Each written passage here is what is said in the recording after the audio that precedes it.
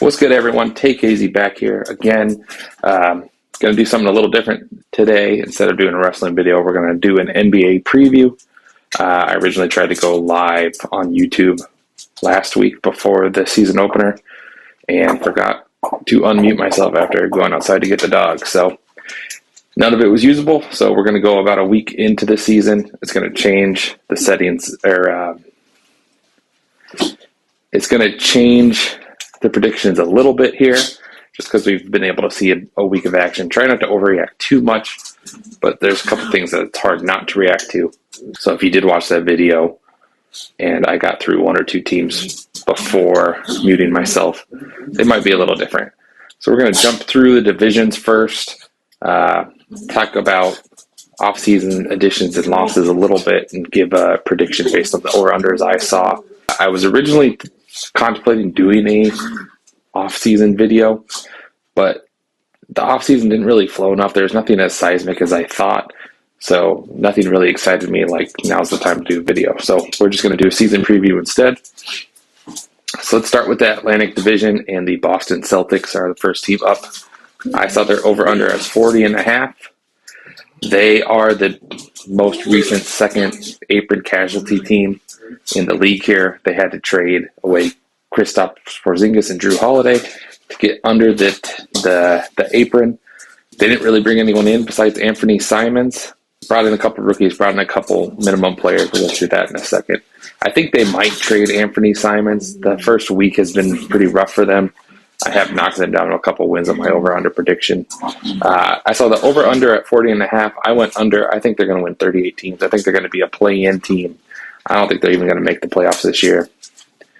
And that 38 is kind of assuming they keep Simons. I think if it's looking as rough as it's looked here for this first week, they might dump Simons to try to get under the first apron, or maybe even under the tax altogether.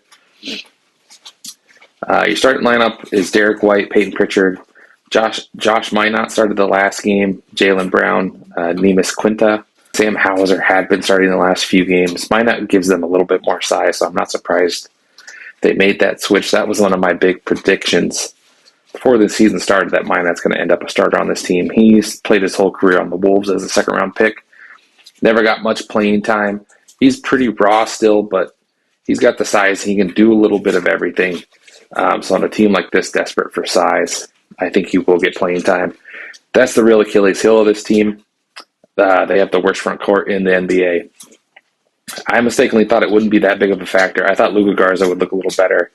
I liked Tillman a few years ago. I liked Boucher a few years ago. But everybody looks small. Hugo Gonzalez is playing big for them a little bit. They're rookie this year. But he's more of a forward too. This team really just doesn't have a big. Everyone looks like 6'8" and smaller out there, and they're just getting crushed on the boards. So they have a hard time boxing out. They have a hard time getting offensive boards here so far through the first week. They're 1-3. I think they'll ultimately right the ship a bit, but they're not going to be a contender. Like I said, they'll be a play-in team. All right, that's enough time on the Celtics. Let's move over to the Knicks. The Knicks I have as one of the two juggernauts in the Eastern Conference here. So the Eastern Conference, Jason Tatum tore his Achilles in the playoffs last year, as did Tyrese Halliburton, which knocked off two of your contenders. So it's a pretty shallow conference, which I thought some of these more bottom-feeding teams or like mid-tier teams would really rise up. Hasn't been as much as I thought here. But the Knicks are one of the clear two front runners along with Cleveland. Their over-under is 53.5. I went over. I think this team wins 57 games. They largely ran back the team. They made all their big changes last year. I think the one major change they made is they upgraded Cam Payne to Jordan Clarkson. They got lucky Utah couldn't trade Clarkson, and they waived him. I think that's one of the themes of Danny Ainge's Jazz GM tenure, is he's holding on to guys for too long and not maximizing their value. They did the same thing with Colin Sexton. We'll talk about that more when we get to him, though. So they were able to get Josh Hart on not Josh Hart. He's been there. Jordan Clarkson on a minimum, which I think will really help them. Starting lineup, Jalen Brunson, Mikal Bridges, OG Anunoby, Karl Anthony Towns, and Mitchell Robinson. When healthy, Josh Hart is probably your sixth starter. He'll probably start more games than not. They have been starting Ariel Hakpodi, with the games Mitch Robinson's been out here to start the year. I think that's just because they want Cat to play some 4 and not be their full-time 5. So they're starting a center, and then he's not closing games. I don't know if he's even starting the second halves for them. Other free agent acquisition they made was Gerson Yabusele. So their bench is Miles McBride, Clarkson, Josh Hart, Yabusele. Tyler Koklik is playing a little bit for him. Shamit's playing a little bit for him. Hulk Pody is playing a bit as their third center. But really, if you're fully healthy, you're talking Brunson, Bridges, Anunoby, Towns, Robinson, McBride, Clarkson, Hart, Yabusele. So you got a really solid 9-deep rotation there. This team should make the Eastern Conference Finals, if not the finals outright. Next up is the Toronto Raptors. This team's big move was at the trade deadline last year, trading for Brandon Ingram. Seemingly the only team in the league that wanted Ingram. They gave him the extension, so they have a very expensive starting lineup for a team that didn't even make the play-in last year. Their second lineup is basically all rookies or first-year contract guys that they've drafted over the last 3 years. They did pick up Sandro Mamukelashvili. I'm sure I'm saying that wrong. He played on the Spurs for a couple years as like their third-string center. He's been playing a lot for them on off the bench. He's playing about as much as Puddle here through the first week. So I think he's a bigger part of the rotation than I expected. So your starting lineup, as I said, was quickly RJ Barrett, Brandon Ingram, Scotty Barnes, Jacob Puddle. That starting 5 alone puts you, I think, past the salary cap and almost near the tax. That's why their bench is so young and so first-year contract driven, is because that's the only way they could stay under the tax. You got Jamal Sheed, Grady Dick, Ochai Achabaji, Colin Murray-Burroughs, Sandro M, Jacoby Walter, I don't think has played much. Colin Murray-Boyles is their first-round rookie this year. He's not playing a whole lot. And Mogbo here through the first week. So really you got the 5 proven veterans. You got Sandro as the backup center. And then you got a lot of young guys to fill the depth here. So with young guys, you get the inconsistency. They show flashes, but you can't necessarily count on them game to game, even though some of these guys are 3rd, 4th-year pros. Aji might even be a 5th-year pro at this point. I saw the over-under at 39.5. I got them slight under. I got them at 36 wins. You get towards the pile in the East, just to give a brief preview on that. I have Indiana, Toronto, and Chicago all at 36 wins just because I didn't know what to do with them. Boston I had at 38. They could honestly be in that same pile too.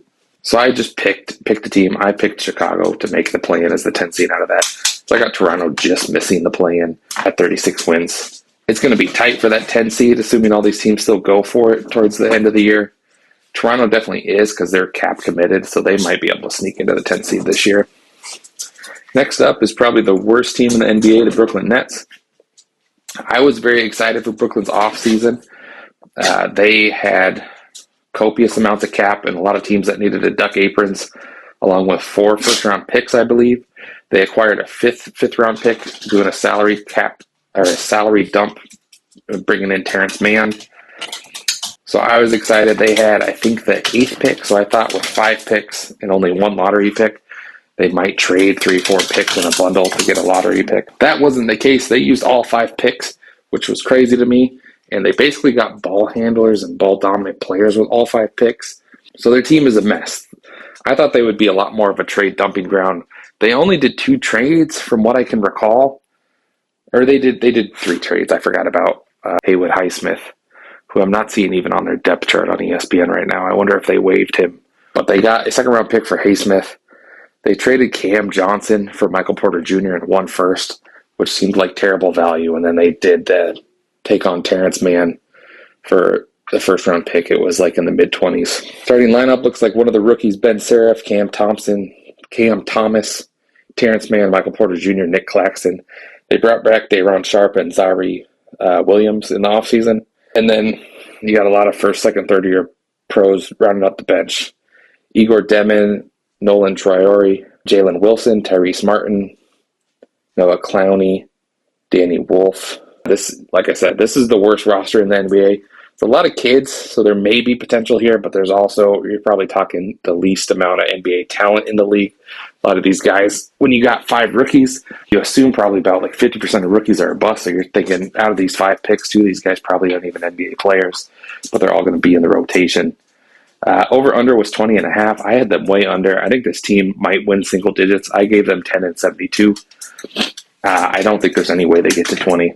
Next is the Philadelphia 76ers. This is one of the teams I had a major shift getting to watch the first week of the season. They're 3-0 right now. But it's not the fact that they're 3-0. It's the fact that Embiid is playing on a minutes restriction. Paul George isn't playing at all. And it doesn't seem to really matter because I forgot how good Tyrese Maxey was with his injuries last year. And he looks right back to that all-star form. And then their first-round pick, they had the number 3 overall pick, VJ Edgecombe. He looks like a legit guy already. Jared McCann ain't playing yet. You got a starting lineup projected at Tyrese Maxey, VJ Edgecombe, Kelly Oubre Jr., Paul George, Joel Embiid. Your 2 expensive vets in Paul George and Joel Embiid, I'm not super high on this year. But they do seem like it's not really going to matter. Jared McCain is still out, but he looked like he could potentially be Rookie of the Year before his injury. It was pretty early in the year last year, but he had a good first month or so of the year last year as a rookie.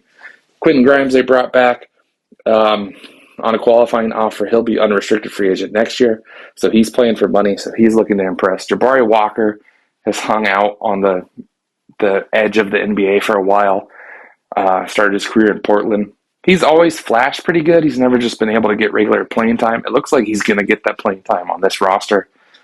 Dominic Barlow was started at center. He played center in the games Embiid has missed already. Ed Abona, Andre Drummond, Trenton Wofford might play a bit as well. And then you got veterans towards the end of the bench that look like they were not going to actually play this year, that were counted on minutes last year, like Kyle Lowry, Eric Gordon. More just giving you that veteran presence for the young guys that actually are playing. The talent looks a little higher than I expected. I still have them as a slight under. Their over-under is 42.5. I got them at 41 and 41. Previously, I had them at like 35 wins. So I bumped them up about 6 wins based on the opening of the season, just because they look a bit more hopeful, which did bump them into the playoffs. Originally had them projected to miss the play-in altogether. Now I got them as the 8th seed, so one of the play-in teams. We'll go over the playoffs at the end here. So that is the Atlantic Division. Let's move over to the Central Division and the Chicago Bulls. Chicago Bulls also a riser based off the first week of the season. They also started 3-0. Me bumping them up is a bit of their start, so they went 3-0 against potentially 3 Eastern playoff teams. I still don't really like this roster, but it just seems like they're clicking. I think all 3 games they've had like 7 guys in double figures scoring. So that will fade. I ultimately don't expect this to be a 500 or better team or a playoff team. But things look a lot sharper than what I expected. Their big move on the offseason was probably flipping Lonzo Ball for Isaac Okoro. Not a huge deal, but Okoro is like a better version of Patrick Williams. So they upgraded on that without giving up Patrick Williams. They were able to get out of Zach LaVine's contract last year and pick up a couple fringe pieces because he was a $40 million player. They got like 3 guys back. All 3 of those guys are NBA players, even if they're coming off the bench here. They ended up getting Trey Jones in that trade and re-signing him to like a 3-year deal. They did finally sign Josh Giddey in this offseason. You never knew. You never thought he was going anywhere. But Zealous has been looking pretty good so far. So their projected starting lineup, what they've been rolling with Josh Giddey, Kobe White, Isaac Okoro, Mateus Boazelis, and Nikola Vucevic. Vucevic has a bit more in the tank than I expected. I thought he was starting to look a little washed last year, but he's came out strong. Early in the season, though, you got Trey Jones, Ayo Dosunmu, Kevin Huerter, Patrick Williams, Jalen Smith off the bench. So you do got 10 legit NBA players there. You even got a couple guys that, like, 11th, 12th spot, Javon Carter, that have been NBA rotation guys in the past. It just seems like a lot of redundancy, which is why I wasn't initially that high on this team. But so far it's working. You do have a lot of bucket getters on this team, which is why they've been able to spread it around so much. Over under of 32.5.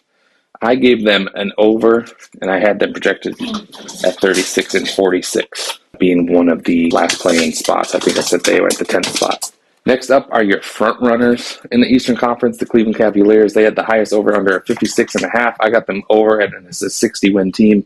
They more or less ran it back. They flipped Isaac Okoro for Lonzo Ball, get a little bit of luxury tax relief on that one. They did re-sign Sam Merrill.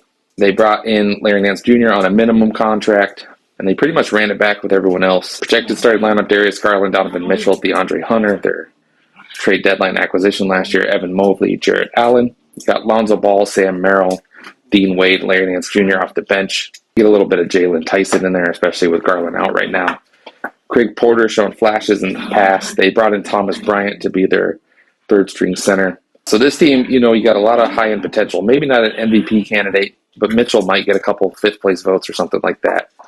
Evan Mobley and Jarrett Allen are both potential defensive players of the year. Mobley much more likely. Garland has shown flashes. It seems like he can be a Robin to Mitchell. And then Hunter is a solid 3-and-D guy.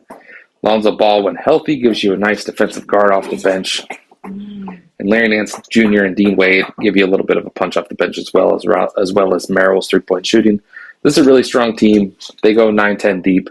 Not a whole lot of holes here. Their biggest hole is that they just can't seem to get over the hump. This has been their team for the last couple of years, and they can't make the Eastern Conference Finals.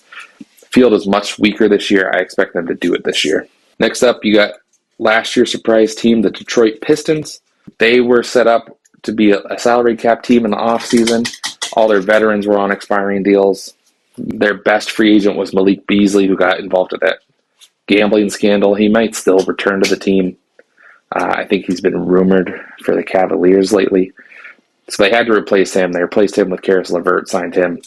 They also lost Dennis Schroeder, who I don't think they really replaced, and then they replaced Tim Hardaway Jr. with Duncan Robinson. I thought both Robinson and LeVert were downgrades from Beasley and Hardaway Jr. I didn't love that for them. This team is still really young. They were banking on Jaden Ivey being healthy this year. He's already hurt. I'm not sure how much time he's going to miss, but that kind of just seems like a sunk cause at this point. Starting lineup, Cade Cunningham, Duncan Robinson, Osir Thomas, Tobias Harris, and Jalen Duren. You're really just hoping for continued growth from Cade and Osir Thomas to level up to really get somewhere with this team. I think Thompson has looked pretty good so far, but I just think that the depth and the veteran presence is not nearly as strong as it was last year. Marcus Sasser, Karis LeVert, Javonte Green, Ronald Holland, and Beef Stew off the bench. You still got a little bit of B-Ball Paul and Paula Reed as well, but they're counting on Javonte Green to be like that Schroeder, Tim Hardaway veteran, which is just a clear downgrade. I think the three vets they replaced their veterans with last year are all clear downgrades. Toby's still a good vet, and they're still solid NBA players. I still think this is a playoff team, but I have them a slight under from 45.5. I got them as a 43-win team, which is still good enough to be the 6th seed in the East. Next up is your finals representative from the Eastern Conference last year, the Indiana Pacers. They got the gut punch of Halliburton tearing his Achilles in the finals last year. I believe it was in Game 6, so he's going to miss the whole season this year. And then the Bucks kind of came out of nowhere to steal Miles Turner from them, which they weren't expecting. They were playing hardball with Turner because there were no suitors for him, and then one materialized out of thin air. So they have a real lack of big men this year. They did trade for Jay Huff. They brought back Isaiah Jackson and Tony Bradley, but not nearly the player of Turner. They've also been hit with the injury bug so far to start the year. So while I didn't think they were going to be a contender this year, I did think they would be a little better, but they just can't get healthy right now. Nebhart, I think, separated his shoulder, who was their starting 2 last year, was going to be their starting point guard. They're down that. TJ McConnell's hurt. Benedict Mathurin is banged up right now. The whole team is just banged up. They had an over-under of, where are they at? 38.5. I went under. I got them in that group of 36-win teams. 36 may even be optimistic. They're not really in a position to blow it up. I wouldn't expect that from them either. Rick Carlisle's a competitive coach. I think they're going to try to compete. I just don't know that the talent is really there this year. When healthy this year, minus Halliburton, obviously, his projected lineup supposed to be Nebhard, Mathurin, Aaron Nesmith, Pascal Siakam, Isaiah Jackson. So you still got Siakam, who is still like a fringe all-star, all-NBA player. There's just the supporting help around him is not there right now. You got TJ McConnell. Right now, their second-string point guard is listed as Ray J. Dennis, Ben Shepherd, Jarvis Walker, Jay Huff, Tony Bradley. Johnny Furphy's on this team. McConnell will be back at some point. You still got a lot of solid NBA players. You just don't have that second banana to go with Siakam, and Siakam is more of the second banana at this point in his career with Halliburton as your star. Just not enough talent to compete even in a weaker Eastern Conference. I have them missing the playoffs. Final team in the division is the Milwaukee Bucks. Milwaukee's big move this year is they stretched and waived Dame Lillard after he tore his Achilles in the playoffs as well. They did that so they could sign Miles Turner. Everything else is bringing back their own guys or getting vets on minimums. They did manage to land a lot of good vets on minimums, which is why I'm pretty high on this team. Their over-under is 37.5. I went over. Oh, sorry, that was Miami's over-under. Their over-under was 42.5. I went way over still off that. I think this is a 47-win team. Projected starting lineup: Kevin Porter Jr., AJ Green, Gary Trent Jr., Giannis Antetokounmpo, Miles Turner. You got Ryan Rollins off the bench, Cole Anthony, Kyle Kuzma, Torian Prince, Bobby Portis. They brought in Amir Coffey and Jericho Sims as well, and Gary Harris. So just a lot of vets, a lot of guys that can give it to you on any given night. Trent Jr., Cole Anthony are bucket getters, along with Kyle Kuzma. Torian Prince is more of a 3-and-D. He's getting a bit long in the tooth. I'm not sure how much he'll play. Bobby Portis and Miles Turner, along with Giannis, is a really solid front court rotation. You got Jericho Sims in there for like emergency situations. Amir Coffey is a good defensive player, not that great of a shooter. Gary Harris, AJ Green, Kevin Porter, Ryan Rollins, and Cole Anthony as your backcourt. Not a lot of holes on this team. The biggest hole in this team is there's no second banana for Giannis. It's probably Miles Turner by default. When they won the title, they had in his prime Chris Middleton and Drew Holiday. They just don't have guys on that level to be the second and third option. It's a lot of like fourth, fifth starters on this team, which is great bench depth, but there is no like second, third guy. Turner's probably more of like a fourth guy. So that's going to prevent them from being a real title contender. But I think this team can make some noise, and depending on how hard Giannis plays, I can see them making the Eastern Conference Finals. The Knicks and the Cavs are both a little flimsy of contenders. Like I said, the Cavs haven't been able to make the Eastern Conference Finals with this roster. They've lost to lesser teams in the last few years. The Knicks were able to get over that hump last year, but I think they did get a bit of injury luck. I think Milwaukee is a bit of the sleeping giant in the East, though I wouldn't bet it. And then in the final Eastern Division, you got the Southeast Division, starting off with the Atlanta Hawks. Atlanta was one of the big winners of the offseason. They've come out flat to start the year, though. They get Jalen Johnson back from injury, which was their biggest upgrade, I would say. Johnson was looking like his way onto the All-Star game last year before his injuries shut down the season. The big trade was getting in Kristaps Porzingis. He's still suffering from Pott's disease, I believe it's called. So he's just going to miss games from time to time. They got the biggest free agent signing, I think, of the offseason, to Nickeil Alexander-Walker, who's a very solid role player, off the bench guy. But it just kind of shows how weak the free agent class is if Na was the number one free agent. They also brought in Luke Kennard. Projected starting lineup: Trae Young, Dyson Daniels, Zachary Richardson, Jalen Johnson, Kristaps Porzingis, and then you got Luke Kennard, Nickeil Alexander-Walker, Onyeka Okongwu off the bench. And that's really your 8-man rotation. And once you get past those 8, it falls off pretty quick. And that's where I think this team's really going to hurt, because they can't sustain the injury, and guys are going to get banged up. KP is going to miss time. You got Mo Gay as your KP replacement, really. Asa Newell, I think, is their rookie this year. Keaton Wallace, Vic Krejci played a bit for them last year. But you go from like you got 8 real playoff rotation guys, and then you got guys that are kind of like fringe regular season rotation guys after that. Their over-under is 46.5. I originally had them over, flirting with 50 wins.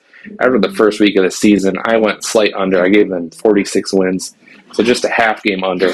I think that'll still be the 5 seed. In the East, I had them projected to be the 4 ahead of Milwaukee previously. I just don't like what I see. I don't think they're a contender anymore, which is a bummer. I was excited for a kind of out-of-nowhere team, but both Atlanta and Orlando have really dropped the ball to start the year, which has dampened my spirits on them. But we'll see. They may still make some noise. Obviously, they got a lot of new pieces on this team, so it'll take a little time to mesh, but the overall talent is not as high as I was about a week ago.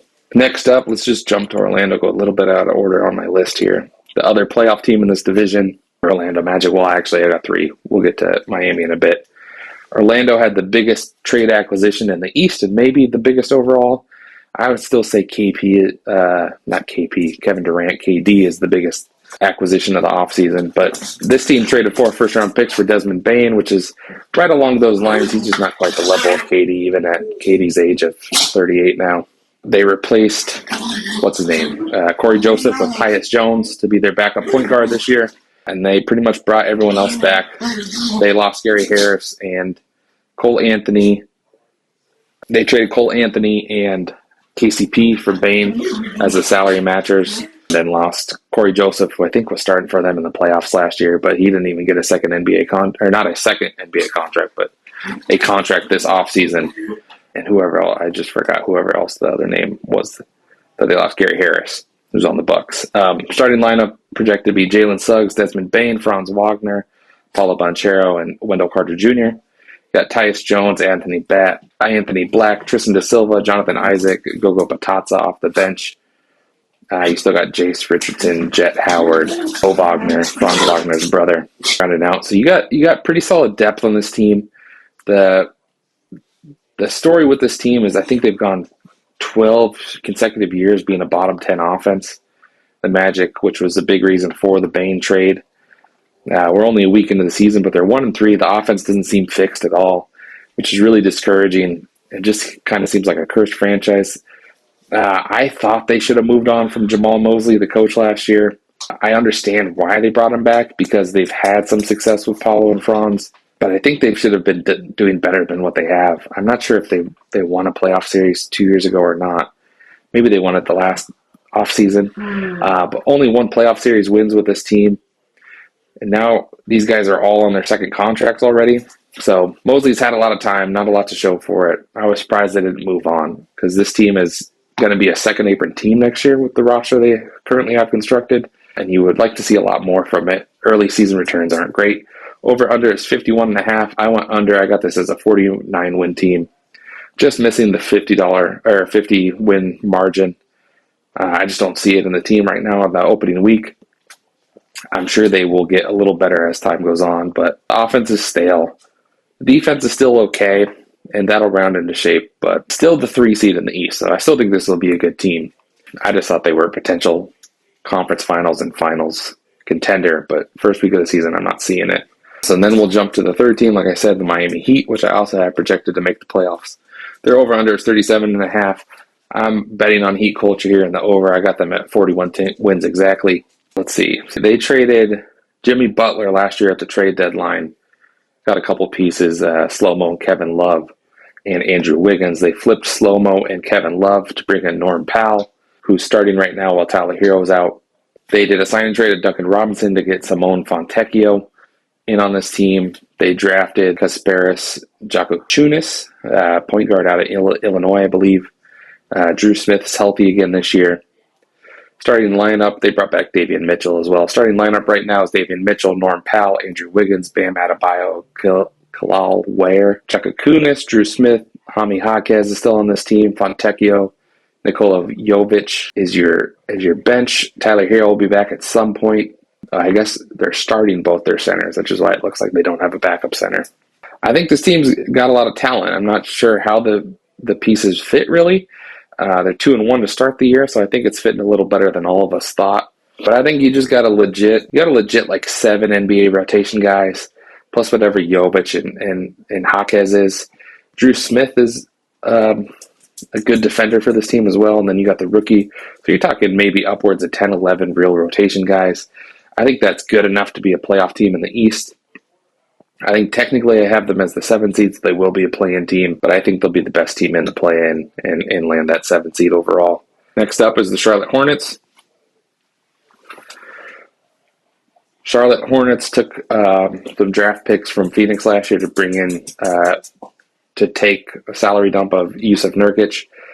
They were able to flip him for Colin Sexton in the offseason to Utah and get a second-round pick for their troubles, which I thought was really nice. Colin Sexton's a much better player at this point, but because of the scarcity of centers, they ended up netting the pick as well.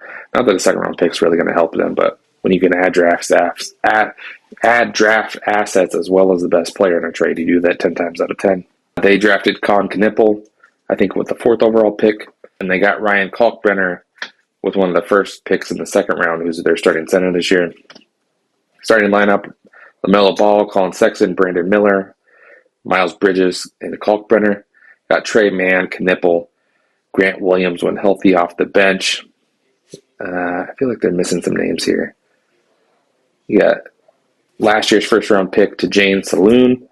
The Frenchman, they brought in Miles Plumlee because there's always got to be a Plumlee in the league. Masoud Diabate is their backup center. Plumlee is their third-string center.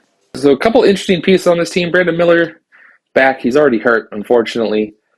But LaMelo was a potential all-star. Brandon Miller showed flashes like he could be a potential all-star in the future.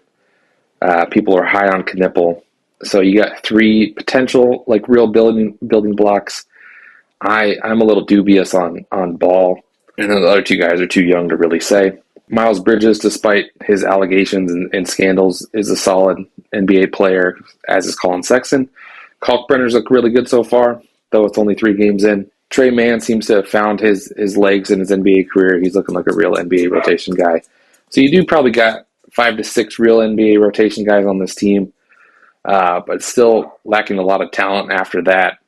Their over-under was 27.5. I got them over. I got them as a 31-win team, but not sniffing the play-in at all. All right, moving over to the Western Conference. We will start with the Midwest Division and the Denver Nuggets. Denver was able to fix their apron situation, trading Michael Porter for Cam Johnson. Only cost them 1 first-round pick, so a really good job of GMing there. Denver fired their coach and GM right before the playoffs last year. New guy looks like he's off to a good start. They also swindled the Kings, trading Dario Saric for Jonas Valanciunas. So Jokic has got a real backup center now. The major thing that Cam Johnson trade allowed them to do is take on that $5 million of Valanciunas in that trade, as well as have the room to bring in real vets to help this bench. Last year, they tried to do it with all draft picks that were pretty unproven this year. They brought back Bruce Brown and Tim Hardaway, both on minimum contracts. So good work there. They could have done something like that last year, but those guys are real rotation guys, which really helps their bench, which was their big weakness last year. So they brought back 4 or 5 starters: Jamal Murray, Christian Brown. Cam Johnson is the new guy in the starting lineup, Aaron Gordon, and Jokic, obviously. Bruce Brown, Tim Hardaway Jr., Peyton Watson, Jonas Valanciunas off the bench. De'Ron Holmes should be healthy this year as your third-string center.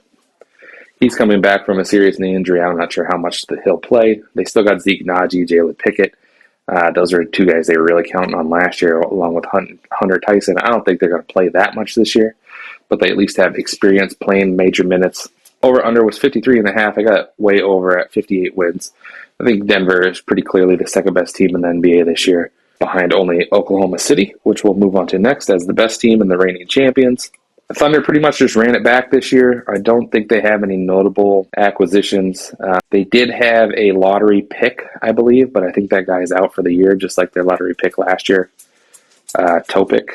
So same starting lineup: Shea Gilgeous-Alexander, Lou Dort, Jalen Williams, Chet Holmgren, Isaiah Hartenstein. Got A.J. Mitchell off the bench. He's been playing a lot here to start the year, which surprises me, but he's been playing really well. OKC is just really good at scouting. That's frustrating as someone that roots for their demise. Looks like they found another one in Mitchell. Cason Wallace, Alex Caruso, Aaron Wiggins, and the big Jalen Williams off the bench. Got Isaiah Joe on this team too. So you're looking at a really solid 10 to 11-man rotation, one of the strongest rotations, if not the strongest in the NBA. You got the reigning MVP in Shea. Not a whole lot negative to say about this team. They started the year 4-0 already. 62.5 was the over-under. I had them over at 65 wins. They might even push a 70-win pace this year. We'll see. I think they have the depth to do that if that's something they wanted to do as a team that's already won the title.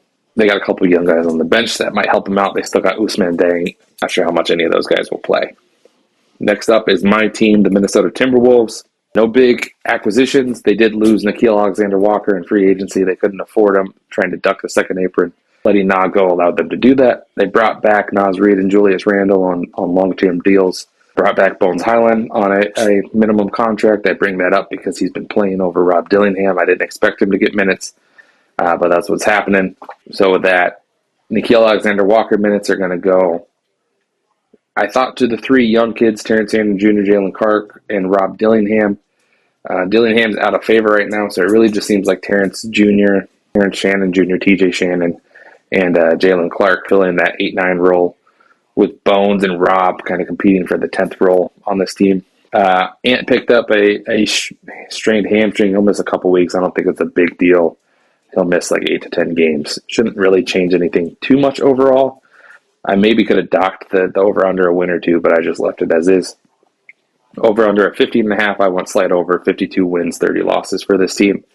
Starting lineup is Dante DiVincenzo, Anthony Edwards, Jaden McDaniels, Julius Randle, Rudy Gobert. You got Mike Conley still at 38, playing Terrence Shannon Jr., Jalen Clark, Naz Reid off the bench, and Bones Highland and Rob Dillingham also coming off the bench a bit. I think the depth here is really solid. Defense has been pretty shaky to start the year, but it's early. I think they'll round into shape ultimately. Randall has been a very good second banana for Ant.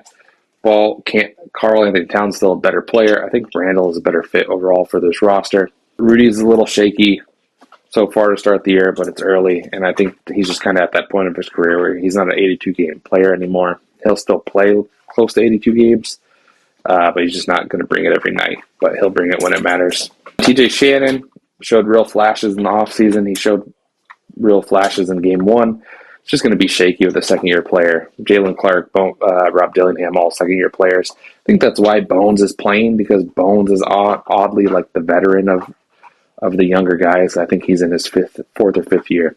Next up, you got the Portland Trail Blazers, who they had one of the most eventful shifts from the video I tried to make a week ago to now, as their coach got arrested for a gambling ring. So they got interim coach Tiago Splitter coaching them up. I don't think it's going to be a big difference overall. I didn't think Chauncey was that strong of a coach, so I wasn't really factoring coaching for their over-under. They traded Anthony Simons for Drew Holiday. They brought back Dame Lillard, though he's not going to play this year, on a long-term deal, which I thought was a bit odd. And then they pretty much just ran back the team they had last year. Their team seemed to find a bit of a defensive identity after the All-Star break last year. How much of that is real is hard to say, but they've definitely shown it here in the first 4 games of the season, started 2-2. Projected starters: Drew Holiday, Shaedon Sharpe, Tamari Kamara, Denny Avdia, Jonathan Klingon. Scoot Henderson hasn't played yet this year, but he'll eventually move into the rotation, potentially taking Drew's spot in the starting lineup. They brought in Blake Wesley, former Spur. They have Chris Murray, Matisse Thybulle, Jeremy Grant. They got Time Lord when healthy, if ever healthy. Their first-round pick was Yang Hassan. So you got a decent amount of NBA talent, but still a lot of kind of unproven guys in the rotation. You got Drew Holiday and Grant as your veterans. Thybulle's a veteran at this point. You're hoping you get some Dame leadership off the bench in street clothes this year. But still a lot of young guys trying to really make a name for themselves. Shaedon Sharpe and Kamara did earn a second contract before the season started. So those are obviously good young guys. You put a little bit more faith in them. Denny Avdia is looking like their best player. He's picked up the scoring slack so far like a best player. So fairly optimistic on this team. Their over-under was 35.5. I went just over at 36 wins. I have them as the first team to miss the play-in. But they'll be a tough out all year, I think. And then rounding out is the worst team in the Western Conference, playing in the best division in the NBA, the Utah Jazz. Not a fan of Danny Ainge and the moves he makes. It is what it is. He acquired the team, had to trade Donovan Mitchell and Rudy Gobert. I didn't mind either of those two trades. I just think every subsequent trade he's made has been bad. They've gotten really young. They just got a lot of young guys on this team. And then they do weird stuff like trading a second-round pick for Jusuf Nurkic to be the backup on this team. I don't really understand that, but it is what it is. That was the other veteran Boston traded. They got George Niang in the Porzingis trade, and then they flipped him, gave Utah a couple second-round picks to take that contract on. So Utah's projected starting lineup: Isaiah Collier, Shiv Makuliv, Lauri Markkanen, Kyle Filipowski, Ryan Kessler. I think a couple of that is from injuries. I don't know. Ace Bailey's on the bench. Keontae George, Bryce Sensabaugh, Ace Bailey, Taylor Hendricks, Jusuf Nurkic as your second line. Walter Clayton is another first-round pick from this year. George Niang, Kevin Love, Slow-Mo, kind of rounding out your bench. So you got a couple decent veterans. Niang, Love, and Anderson have all been playoff rotation guys in the past. They're all a bit long in the tooth. I was surprised I kept all three.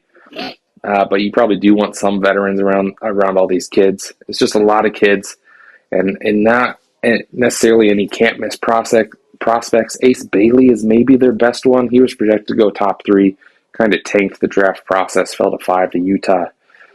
So that's their real hope right now. Everyone else young on this team may be a decent NBA player, but they're not going to be like the franchise turnaround guy. Just going to keep taking the lumps in Utah here. I was over under 18.5. I got them under. I got them at 16 wins, and the second worst team in the NBA. Next up, I probably should have done Pacific last, but I got Pacific next on my list, so let's just do that. First up, for some reason, I got is the Sacramento Kings. That's not alphabetical, but it is what it is. Sacramento continues to be one of the worst run franchises in the NBA. They had DeAndre Fox drafted Tyrese Halliburton, which seemed kind of odd, but Halliburton fell way too far in the draft, so their best 2 players were point guards. They solved that by trading Halliburton for Domantas Sabonis. Halliburton immediately elevated, having to not share the backcourt in Indiana, and they followed that up by trading De'Aaron Fox the year later to San Antonio, which meant they went into this offseason without a point guard. So they signed Dennis Schroeder, who's still a good player. Kind of bummed Schroeder's on this team, because Schroeder is a guy that can really elevate like a fringe team into like the lower playoffs. It's kind of been his role the last few years in the NBA. Sacramento does not have the talent to do that, so he's just kind of going to waste away for 2 years and then be an expiring deal and end up on a competitive team 2 years from now. They also signed Russell Westbrook because no one else wanted him. So that is your point guard backcourt. It's not the worst in the league, but hard to get too excited about that. Keon Ellis and Malik Monk are your 2 other guards. Keon Ellis starts because he's the only defensive player on like this whole roster. Malik Monk is a better player, but this team just has too much scoring as is. They traded Fox for Zach LaVine. No one else wanted that Zach LaVine contract, but Sacramento and Vivek, their owner. I think Vivek kind of runs this team like as a Premier League team and thinks they'll get relegated if they're one of the 3 worst teams in the league, so they try to make the playoffs every year. They never tank, and that's why this team's so bad, because they can't get that franchise-changing draft pick, because they're always like the 7th worst team in the league, because they do stuff like bringing Zach LaVine. And they followed that up. Well, I guess they got DeRozan first. Last year, their big signing was DeRozan, so they doubled down on being the 2021 Chicago Bulls trading for Zach LaVine. DeMar DeRozan is their starting 4, which is crazy, and then you got Sabonis starting at the 5. So your backcourt defense in Schroeder and Ellis is okay, maybe even league average, but you got LaVine, DeRozan, and Sabonis in your front court. That's a disaster. For some reason, they traded Valanciunas for Dario Saric. They signed Drew Eubanks to be their backup center. Nick Clifford is listed as their other second-line player. That might be their rookie. Not familiar with him.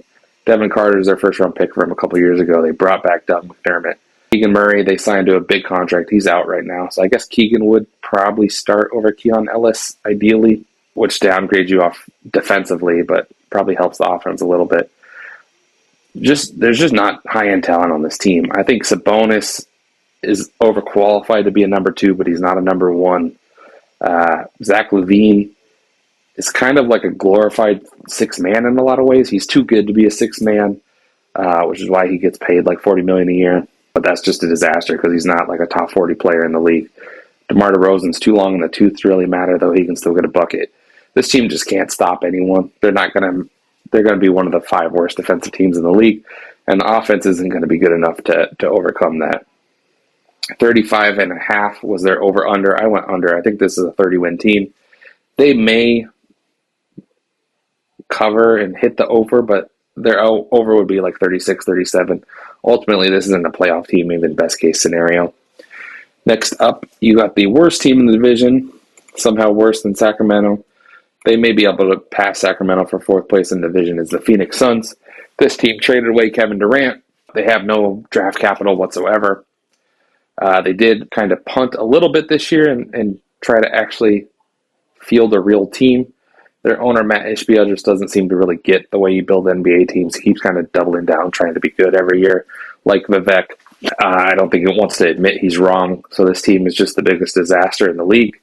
Traded Durant for Jalen Green, who I don't think has played yet this year, and Dylan Brooks. I think they only got 1 first-round pick out of it. They drafted Kyan Molich They traded for Mark Williams and Nick Richards as well. And last year's rookie, Osa Daru, I think that was their second round pick. Right now is listed as their starting center. So they went from having no centers. Last year they had Nurkic, who wasn't getting it done. And they overcorrected that problem, just acquiring a bunch of centers. So now they got 3-4 mid centers. Not sure any of those guys should be starters. Mark Williams, when healthy, has flash starting potential, but he's kind of like Time Lord that you can never count on him being healthy. Starting lineup, Devin Booker is projected to be your point guard because you don't really have one on this team. Jalen Green, Dylan Brooks, Ryan Dunn for defense, and Uadaro as your starting center. Colin Gillespie, Grayson Allen, Royce O'Neal, Nigel Hayes, Davis, Mark Williams. Like I said, you got Nick Richards, the number 10 pick, Molich. Jordan Goodwin, who's had flashes in the past. It's not awful, but it's not very good. You got maybe like 6 proven NBA players on this team and then a lot of kids mixed in. So at least you're getting younger. This team is still really expensive, even though I think they did get under the tax. Devin Booker, I don't think is a number 1. He's kind of on the fringe of a number 1, number 2. But then I don't know if you even got 5 starters on this team, let alone a second banana for Booker. Over under is 31.5. I got this as a 29-win team, which means they'll go under as well. Next up, you got the team with all the scandals in the LA Clippers. They brought in Bradley Beal this year. They brought in Chris Paul. They traded Norm Powell for John Collins. This team has a lot of talent. They're just very old. They have the whole Kawhi Leonard aspiration scandal, so they have the worst juju in the league. Over under is 48.5. I think talent-wise, they should be an over team. I went under just because I kind of believe in juju and all that stuff, and I think with an old team, all these guys are going to miss time. You never really know what the lineup's going to be from night to night. Fully healthy, this is one of the best rosters in the league. I would say probably top 8 roster in the league. How often they'll actually have that is another story. Projected starting lineup, James Harden, Bradley Beal, Kawhi Leonard, Derek Jones Jr., and Ivica Zubac. I don't actually know how to say his first name. I just realized. John Collins potentially plugs into the 4 for Derek Jones there.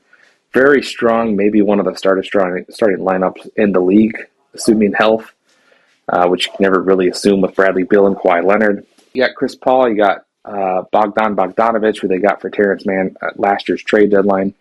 Nick Batum, John Collins, they signed Brooke Lopez. Still got Chris Dunn on this team. So overall, this team goes 11 deep, which will be needed because 2 to 3 guys might miss any given night. But I think the rotation is really strong. They've got Cam Christie, last year's rookie. I think Eden Hauser is this year's rookie. Kobe Brown, last year's rookie as well.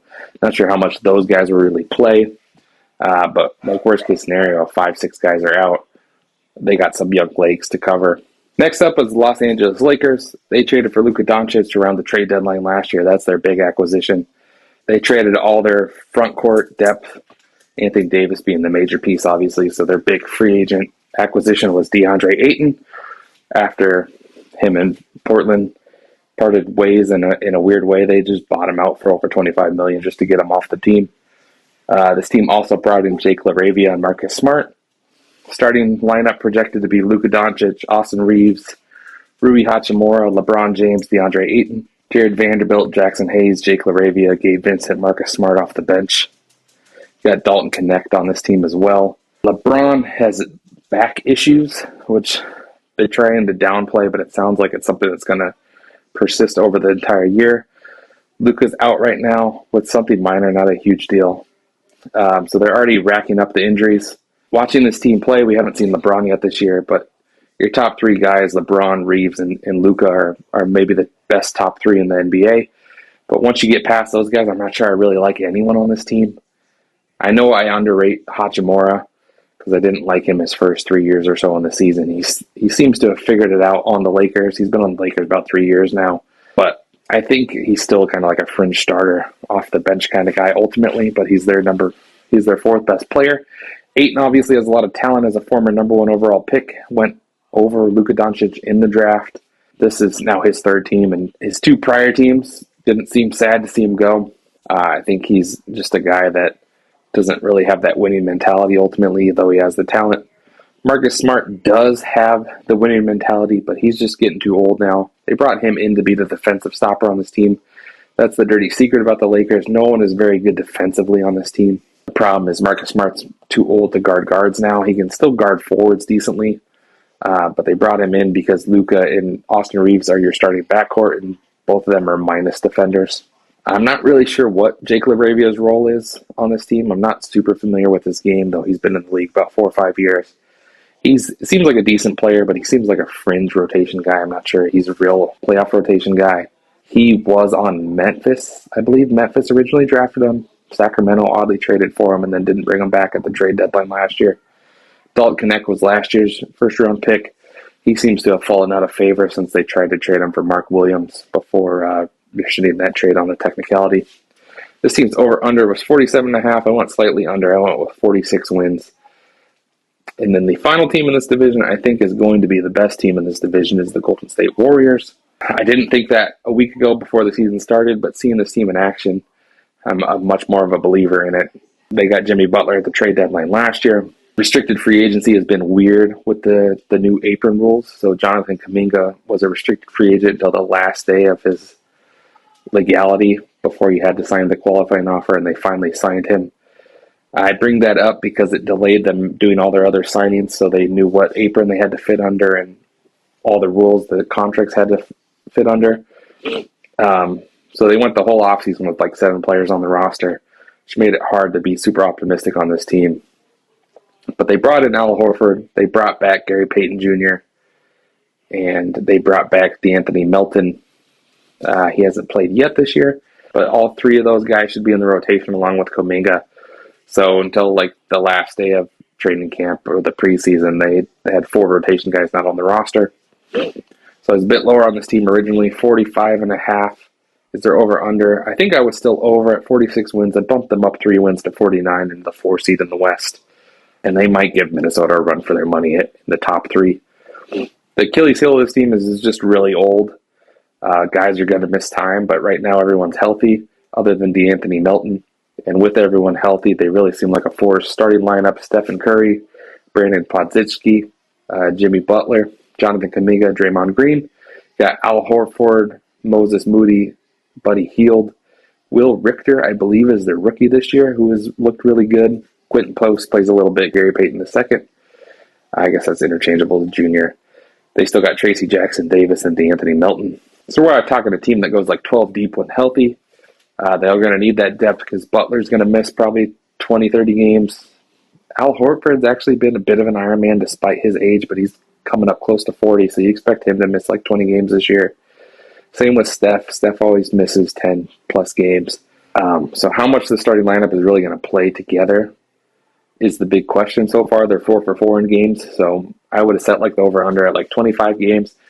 But right now they're healthy, so they look really good. I think this is the real dark horse in the West. I think OKC and Denver are the clear front runners. I'm a Timberwolves fan, so I'm a bit more optimistic than I think a lot of people. But I thought Minnesota was clearly the 3rd best team going into the season. I still think they're better than Golden State, but I think Golden State's best day is going to come more consistently than Minnesota, so I'm a bit more afraid of them than I was. And I'm lower on Houston. A lot of people in the offseason thought Houston was a number 3 team. I got them firmly as 5th right now. So we might as well just jump to Houston and the Texas division. I'm blanking on what their name actually is. Southwest, I think, is technically what that division is called. It's 3 Texas teams, so I just call it the Texas division. This is the team that made the biggest acquisition of the offseason, trading for Kevin Durant. They brought back Fred VanVleet.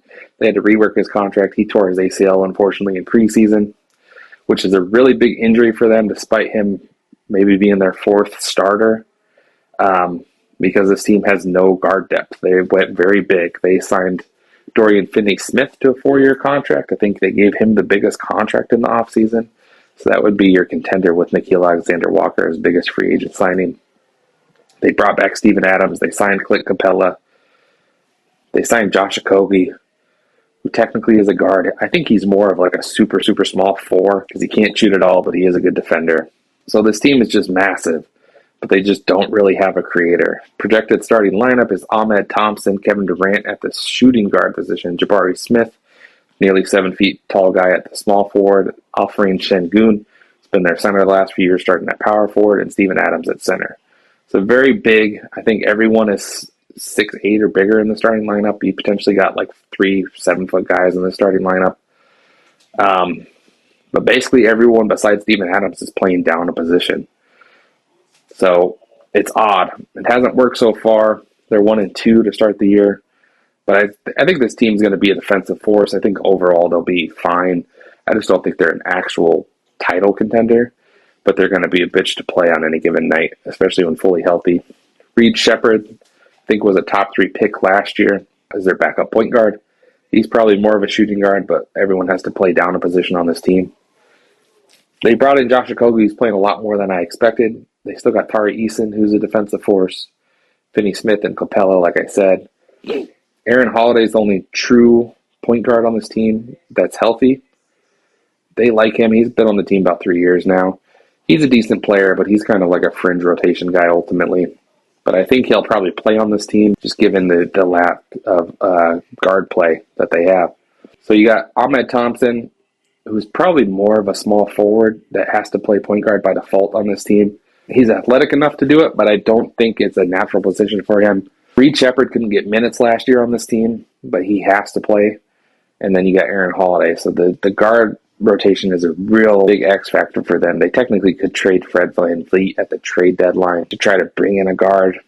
I think they're probably going to ultimately have to do that. You brought in Durant, so this team is a win-now team. Durant's 38. You don't trade a first-round pick for that guy and Jalen Green if you're not going to try to win this season. I think given this lineup, this team is the front runner to be the best defense in the NBA, which is why I still got them as a 48-win team. But I think the offense is going to be a mess. It's going to be a mess until like January when they can trade for someone, and then they still got to incorporate that in. Who they can actually get at point guard is a whole other factor. I'm not sure what difference maker there really be. Maybe they could trade for Dennis Schroeder even with 3 years left on his contract from Sacramento. That might be the ideal fit, but that's a big money commitment for a team that's going to get very expensive starting next year. Their over-under is 52.5. I went under 48 wins. I think they're pretty firmly not going to cover the 50-win margin, let alone 52.5. But I got this as the 5th best team in the West. They would probably be the 3rd best team in the East, and they're going to be a problem all year. Next up, we got the Memphis Grizzlies. This team just never seems like they can get healthy. Their big move was trading away Desmond Bane. They got Contavious Caldwell-Pope back. They waived Cole Anthony. So they basically got KCP and 4 first. So clear downgrade in talent. KCP still a decent defender. His shot seems to have abandoned him. They're super banged up like they have been the last few years. Brandon Clark is hurt like he always is. Brandon Clark's a good player when he's on the court. He's just not on the court very often. Zach Edey, last year's first-round pick, is hurt. So they're already on like their 3rd-string center. Jaren Jackson Jr. can play center. He plays 4 more on this team more often than not because he doesn't rebound very well. But he's a defensive force, former defensive player of the year. Jalen Wells was a nice find last year in the 2nd round. He's their starting 3. He's a 3-and-D guy. KCP, John Morant round out your starting lineup. So really a really solid defensive lineup. Not a whole lot of offense other than Morant in the starting lineup, though. Scottie Pippen is hurt right now. Their big free agent acquisition was Ty Jerome, also hurt. So we haven't seen this team at full strength yet. Cedric Coward was their first-round pick. He seems pretty solid so far. He's like a wing, a 2-3 guy. Santi Aldama they brought back. So you really only got like 7 healthy guys right now. When healthy, this team probably goes 10-11 deep, but that's been the problem with them for the last 3-4 years is when healthy never seems to really come. Over under a 40.5, I got them slight under at 40 and 42. This team will make the play-in as the 10 seed, but not go much further. Next, you got the Dallas Mavericks. They made that franchise-altering trade, trading Luka Doncic, which has really turned the fan base against the team. They hate the general manager, Nico. This team was lucky enough to land the number 1 overall pick in Cooper Flagg. This team is still pretty solid because they got good pieces for Luka. They got Anthony Davis, who's maybe a top 10 player in the league still. For Luka, that's how good Luka is. You get a top 10 player back for him and still clearly lose the trade. Kyrie Irving sounds like will be back at some point this year. but that won't be till like February or March. So they had to sign D'Angelo Russell to be their starting point guard. Although it looks like they've already moved away from that. Cooper Flagg is listed as the starting point guard right now. Projected starting lineup is Cooper Flagg, Klay Thompson, PJ Washington, Anthony Davis, Derek Lively. Got D'Angelo Russell, Max Christie, Najee Marshall, Daniel Gafford off the bench. They still got Jaden Hardy, who plays a little bit. They still got Caleb Martin, who's decent. And then, like I said, you'll get Kyrie back. This team runs 10 deep, assuming Cooper Flagg is as good as people say, which I think he's already shown the flashes here. This team started the year 1-3, so not great. Over under 41.5. I still went over on with a 43-win team. That may be a bit optimistic, but I think the defense will be really good for this team. This team is big. They just don't have much scoring, which is going to be the problem for them.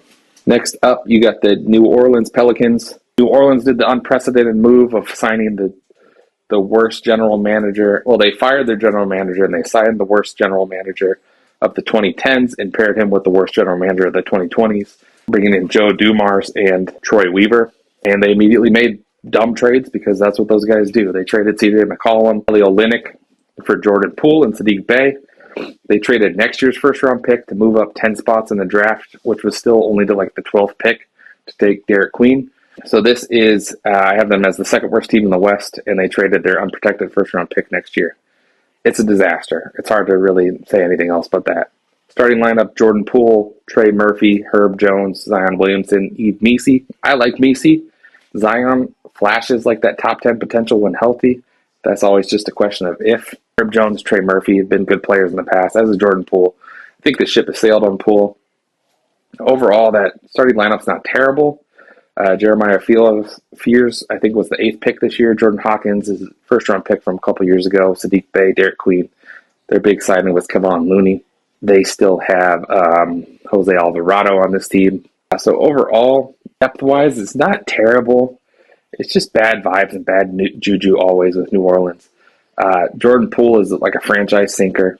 I think he's such a net negative that it's going to drag a lot of these guys down. I think the sum is worse than the parts here. Over under 30.5 wins. I went under. I think this is a 25-win team. The talent would say more than 25, but it's just always bad in New Orleans. They got the worst training staff in the league. They're just going to do stuff wrong. They're already doing dumb shit. They're 0-3 to start the year. Feel pretty confident about that. Last team we got is the San Antonio Spurs and Victor Wembanyama. San Antonio had the number 2 pick this year, drafting Dylan Harper.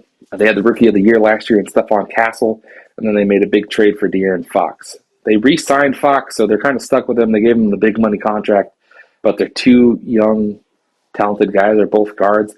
So they have a bit of a guard conundrum long term, but they should have a lot of talent at that position in the short term. Starting lineup, De'Aaron Fox, Stephen Castle, Devin Vassell, Harrison Barnes, and Victor Wembanyama. You got Dylan Harper, number 2 overall pick off the bench, Keldon Johnson, Jeremy Sochan. They brought in Luke Cornett for pretty decent money, traded for Kelly Olynyk. I think they're also playing Bismack Biyombo a bit. I think Carter Bryant was the last pick in the lottery. Julian Champagnie still on this team. So this team goes as Wembanyama goes ultimately. They're 4-0 to start the year, so it looks like it's going to be the breakout year we've all been expecting for Wembanyama. Starting lineup is very solid. Harrison Barnes is a very serviceable player. He's getting a bit old, but he still gets the ball, gets it done. Vassell is a pretty solid, like middle of the road guy. Probably not a top 100 player in the league, but you're very comfortable with him starting. Fox is a fringe all-star, and Castle showed flashes of that. I don't think he'll quite reach that level, but you got no complaints in that starting lineup. Your bench is a little weak, but Harper should be really good. Sochan just never seems like he's really going to hit that level, but you could do worse with a backup 4. Cornett and Olynyk are both serviceable three-point shooting centers. They're not really rim protectors, but they can share the floor with Wembanyama because Wembanyama's a freak and kind of can play the power forward despite being like 7'5". Keldon Johnson's a nice like microwave scorer. So not great defense on this team outside of Wembanyama, but you got a decent amount of scoring punch on this team. Over under was 44.5. I got them as an over. I think originally I had them as under, but they've been impressive to start the year. So I bumped them up to 46 wins, which will be in the play-in hunt. I got them ultimately making it. So that's all 30 teams. If we move into the playoff projections. I got Cleveland in the Eastern Conference. I got Cleveland as the 1 seed, New York as the 2, Orlando 3, Miami 4, Atlanta 5, Detroit 6. And then your play-in teams I have as the Miami Heat, the Philadelphia 76ers, Boston Celtics, and the Chicago Bulls, with the Heat advancing as the 7 and Philly as the 8. I'm going to say ultimately the Knicks come out of the East. I think Cleveland does have the best team, but they just seem like they can't get over the hump. They're kind of the shitter, get off the pot situation. So for Cleveland and their fans, I hope they can, because otherwise, anything besides the finals appearance, they're going to have to blow this team up. But I think the Knicks ultimately get it done. The West, you got Oklahoma City Thunder as the 1 seed, Denver as the 2. I think that's pretty much set in stone, barring the seismic injury. I still got Minnesota clinging on to the 3, Golden State as the 4, Houston as the 5, and then I have a hodgepodge of teams here. I got the Lakers, Clippers, and Spurs all at 6 wins. One of those teams has to be the 6th seed. Let's say screw it and just give it to San Antonio. That would be bad for Minnesota, but fuck it. We already said it. So you got the Lakers, Clippers, Dallas, and Memphis as your play-in teams. Despite the bad juju, I got the Clippers ultimately making it, and I picked Dallas, which would mean the Lakers and Memphis don't make the playoffs overall. I'm going to pick Denver to come out of the West. I really like them. I don't think OKC will compete despite having young legs. And I'm going to pick Denver to win the finals over the Knicks, which would mean Jokic is probably the MVP again. That would be 4 for him. Originally, I was going to pick Ant, but with him missing 2 weeks and Minnesota not coming out as strong as I thought, I think ultimately I got to land with Jokic as the MVP. All right. Thanks, guys. Have a good one. Bye.